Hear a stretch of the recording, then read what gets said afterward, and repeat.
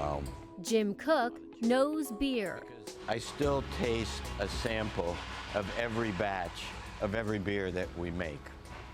It's a tough job. More than 30 years ago, he dusted off an old family recipe and introduced Sam Adams to the world. You started a craft revolution. Did you have any idea what was to come?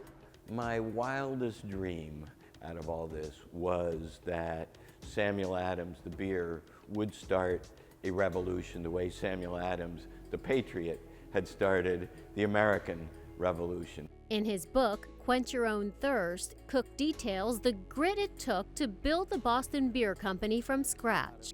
Particularly today, entrepreneurship and small business is romanticized and glorified, as it should be.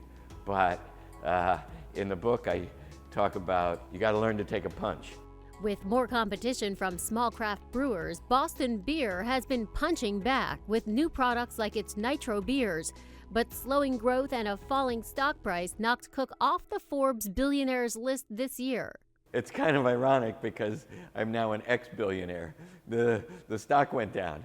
I'm more focused on the value of the company, and that value is not found in short-term financial permutations. What does keep Koch up at night? The U.S. tax code. Last summer, he made his case on Capitol Hill. Because of our broken corporate tax system, I can honestly predict that I will likely be the last American owner of Boston Beer Company. I said that because I wanted to wake up the political establishment to the fact that the U.S. tax code today drives ownership of American companies overseas. That the smart, savvy investors, they're finding ways to move their company outside the U.S. What about you? Would you consider an inversion, maybe acquiring a company or just moving your headquarters? We constantly get pitched these kinds of acquisitions and games to play, and I have completely resisted them. At the end of the day, some of it comes down to who you are, what your values are. I named my beer after Sam Adams. He was an American patriot.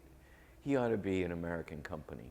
While Koch isn't endorsing anyone for president this election, I'm not a politician. I just make beer. he's surely living the American dream.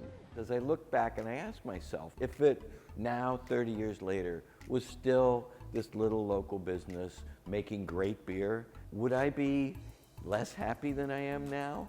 No. Certainly helps to have a beer in your hand every day, I'm sure.